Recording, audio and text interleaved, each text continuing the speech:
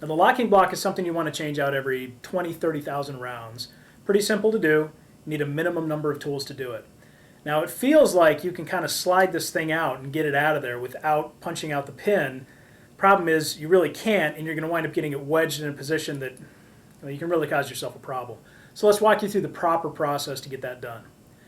Now, before we get started, let me say, if you have any questions or you run into a problem or you feel like you're in a space that you don't understand what's happening, contact a gunsmith or the people here at Beretta and maybe even send in your barrel for them to take a look at it. Because you can wind up breaking apart or causing some damage that ultimately will make your gun a big paperweight. So what you're going to need, you're going to want some kind of a block that has some kind of a hole drilled in it.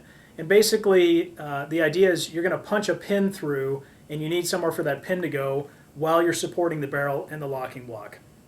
There's a lot of different gunsmithing places like Brownells that sell parts and little blocks that do these types of things. There's a 1911 Benchsmith block that can do the same type of thing. So any type of block that can support the barrel and you can drive the pin through.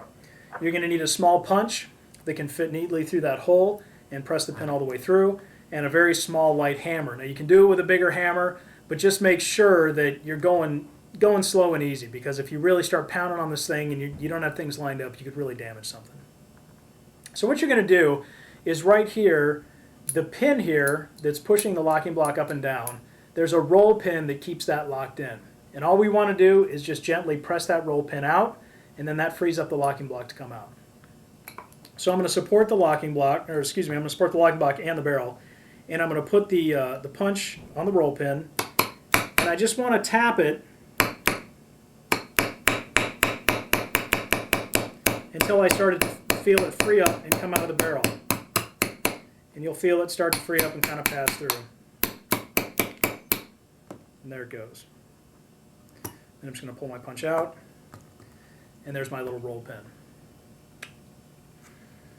So now, when I push this back and forth, when I pull the pin out, it frees up the locking block, it's not hinged up, and you can kind of wiggle it out of there. Now you may hit a space where the pin gets frozen up. Best thing to do is just go ahead and pull the pin all the way out. Locking block just drops right out. So now you have just the basic barrel and your locking block. So now that we've punched our pin out, we have this little bitty roll pin that's dropped out. Now from there, the easiest thing to do is just go ahead and pull this pin out, and then the locking block will just slide right out in your hand. Now when you're putting this pin back in, when you put the new locking block in, remember that the slanted side has to go up, because this little cut recess in the pin here, that's where the roll pin goes through. So we'll show you how that works in just a second. So when you get your new locking block, all you're going to do is just set it in the recess space, and it just slides right in. And make sure that this relief cut here lines up with the hole that the pin comes through. It all kind of makes sense when you have everything in your hand. So you're going to put in your new locking block, and remember, when your locking block is up, slanted side, the slant is up, which means the longer portion is down. You're going to put that in, and when you're looking through the hole, as it's pushing the locking block up, you're going to see that there's a little recessed space that's pretty big. And as long as you're in that space, that means you're clear to go ahead and put your roll pin back in. So what you're going to want to do is hold the locking block and the barrel with your finger so it doesn't fall out when you put it in. And then take your roll pin, set it in the hole, and what I like to do is use the flat side of the hammer and just give it a few little taps and get it started. That's going to get it seated, and then I'm going to get my punch. I'm going to put it on the roll pin, and I'm gently going to tap it back in until it's flush on this side.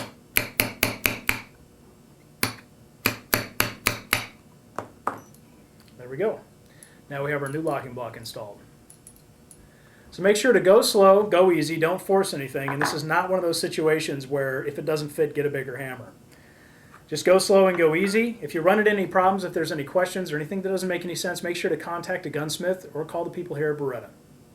So that's how you swap out your locking block. Hope that helped. For more tips, check us out on Facebook at Beretta USA, Twitter at Beretta_USA, or YouTube at Beretta Community.